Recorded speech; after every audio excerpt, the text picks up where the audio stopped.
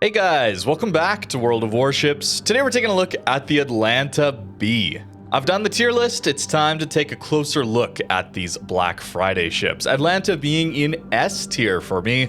I really just love playing Atlanta. At tier 7, this is such a fun light cruiser to play. An absolute monster DPM ship with a radar, tons of utility, and of course can farm incredibly well.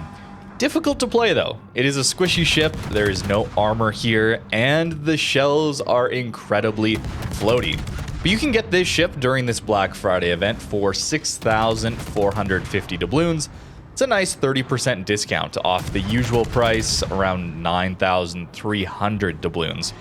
And it's a lot of fun. It's hard to play though for newer players, certainly, but if you've ever watched John the Ruthless, for example, play his Colbert at tier 10 and thought, that looks like fun, I wish I could do that.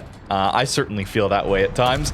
Tier 10 is so hard to play that ship in. It's very, very difficult to play such a spammy light cruiser with very little range and floaty shells at tier 10. Atlanta feels similar, but is much easier since you're down at tier 7.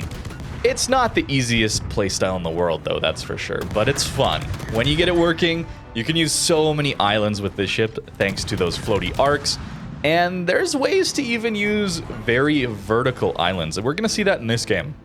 We're up tiered here a little bit. There's a couple tier 9s in this one, not too many.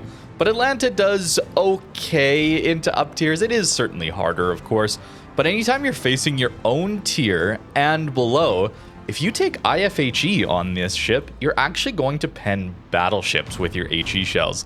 That is not possible for light cruisers like this one with destroyer caliber guns at higher tier. You can't get that. Whereas here, we can apply that full HE DPM to battleships of our tier. It's like 315,000 HE DPM, monstrous HE DPM to the battleships at this tier. It's really, really cool. We're going to push up here, though, try and use our radar to help out against these smoked up cruisers. And, well, there's a Kagero on our team's flank here. It's probably a good idea that we go help on that. Nobody went to the middle, as you can see, so playing the middle island, probably not the most useful here.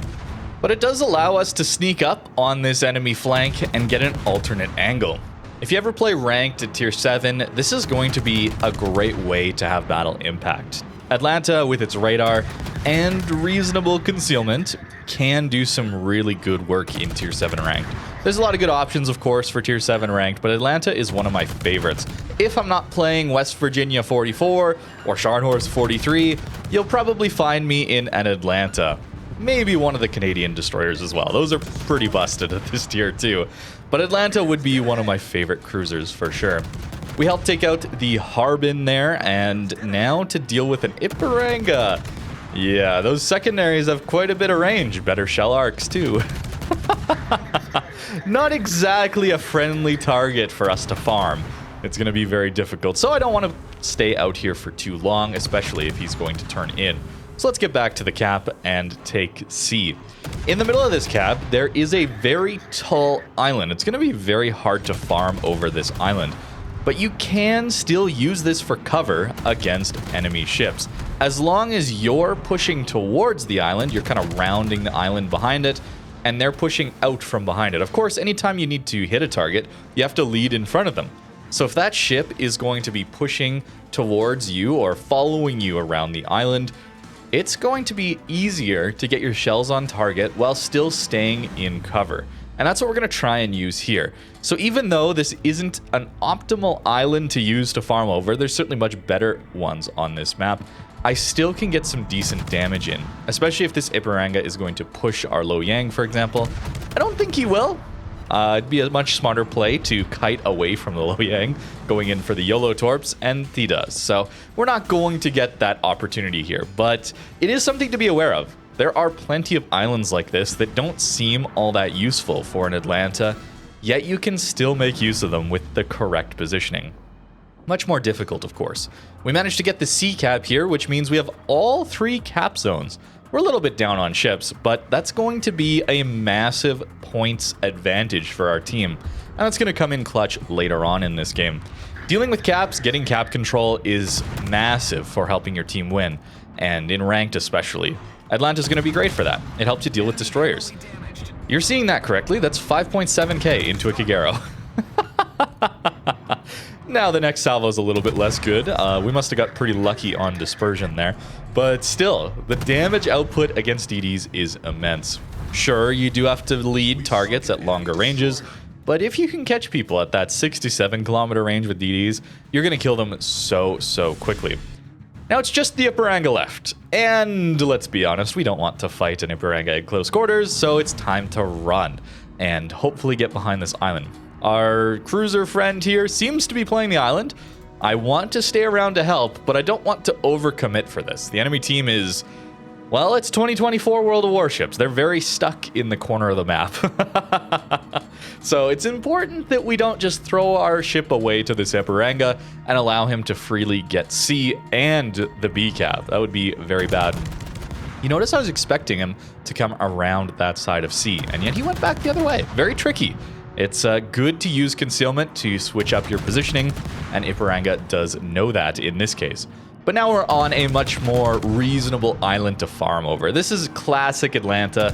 I mean, we don't have the spotting right now, which is fine. You know, I don't expect our Endrak to push out at close range on an Ipiranga. That would be suicide, so it's okay. But if you have DDs on your flank, that would be a great way to use island cover to farm from. Islands like this, lower down, allowing you to just shoot over them without getting detected. Much safer way to play the Atlanta. Remember what I was saying about a little bit suicidal to push out against the Ipiranga at close quarters? Yeah, our cruiser friend does go down, unfortunately, and we have a decision to make. Do we stay here and farm Ipiranga, or do we go back and try and help our teammates over a day?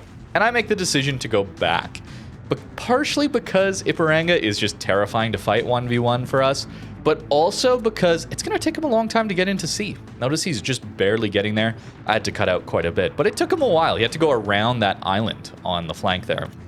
So that gives us time to get back and help our Monarch, help on this Monarch rather, and hopefully delay the A cap. But notice our Charnor's 43 is pushing back towards the B cap, maybe to help on the Ipiranga. So I'm going to be keeping an eye on that, and it's much more valuable for us to go after the Ipiranga and help out there, securing that flank, securing those two caps, than it is to farm a Monarch or Iwami that is pushing in. Open water's hard, don't get me wrong, but Atlanta does okay. If you're able to shoot, only be shot at by one battleship. This way you can use your speed as well as maneuverability to slow down and dodge incoming fire here. Atlanta's reasonably maneuverable, but it's not, you're not always going to get it right. There's a lot of guesswork involved with dodging in open water. Much safer to use island cover. In this case, though, we do see Charnor's 43 going for Ipiranga, so I'm going to turn back now. Positioning is very important in this game, much more so with the Atlanta, and using island cover I've already talked about, but spotting for your teammates, keying into the side of the map that needs the most help, or where your team has the option to win. Notice we're down on ships. The enemy team is very secure control over the A-cap, and honestly, some of our teammates probably won't get away from there. Or Wami especially seems to be in a very precarious situation. And we have 900 points, so I'm willing to open up here on Ipiranga. I was thinking, okay, he's going to push for the B-cap, and he turns in instantly. So I'm like, crap, now I'm caught open water. This is bad. It's very scary here. So I have to try and get behind this island now. We could try to go dark, but our concealment here, he's going to be within our concealment range anyway. So we may as well try and keep farming here a little bit. I've been getting quite lucky against this guy too, though. He's only been getting overpens. Ipiranga does not have the best guns. The accuracy is abysmal, but still, the right salvo could easily be citadeling us, certainly earlier. This is a ship that at close range, you can just do the go broadside, get overpens technique, but I've been angled enough here, especially, to probably be taking citadels. So you gotta be very, very careful of that. And now we're in a bit of a stuck position, but we have torpedoes. I haven't mentioned that yet, but torps are very valuable on an Atlanta like this. If you're farming over islands, more than likely, if the battleships, secondary battleships, get close enough, they're going to want to rush you down because you're very annoying to them. They're going to want to take you out. But at least you have these torpedoes. We have a Hydro as well, allowing us to spot this Hipparanga, know where he's going, and get ready with the Torpedoes. I'm a little worried here that I didn't accelerate in time to get my torps off, but Hipparanga slows down, so we're okay here. Again, at 930 points, the enemy team has quite the advantage in ships, and we can't quite get back to the sea cap at this point. But in ranked especially, you're going to notice there's times where Atlanta is going to struggle against the secondary battleships. But if you can get it behind an island, farm them while you have spotting, once they get close, tuck in behind that island, use your Hydro. These Torpedoes do an immense amount of damage. They don't have good range, but they're good enough to kill battleships at closer ranges like this, and that's what we're able to do here. Atlanta's great, man. I really have a really good time with this ship. I love playing it. The arcs are terrible, sure, the armor is not good, but it's just fun, man. It's a fun tier 7 to play. We're gonna go get the sea cap, but we already win the game because we had such an early cap advantage. And that's going to be important more so in ranked, since winning is the name of the game there. But even in random battles, it does secure us a win here. And I'm very happy with the match I had, especially considering it was up-tiered into tier 9. I know there weren't very many tier 9s, so it's not the worst matchmaker we could see. Certainly no carrier as well. But that's a really good result in the Atlanta, and I think shows some of why I enjoy this ship so much. And as for the build that I'm playing on this ship, it is quite greedy, I would say. Not running double conceal is not the best idea if you're newer to light cruisers, but it does maximize your damage output. We want heavy HE. Notably, this does not affect our concealment because the guns are smaller than 149 millimeters, so it is just free damage output. Top grade gunner is an extra 8% reload, and then IFHE. We didn't see it as much here, but trust me, that 26 mil pen is so nice against tier 7 and below battleships. You absolutely melt them. Of course, you want to be behind islands because they can just one-shot you, but hey, you're a scary thing to deal with for them too. We're going to use Survivability Expert to get our HP up just over 30k. I don't see the need for Superintendent. Maybe if you're going in ranked and really want to go after those destroyers, getting the 4th radar is a good idea, but I would rather have the extra HP here. Notice that no conceal though. Probably dropping top grade for conceal is a good idea. That's likely what I would personally do, and that would get us a much better detection. 10.7 is not great considering our 13.3 firing range and our floaty arcs. That 13.3 is difficult to use, certainly.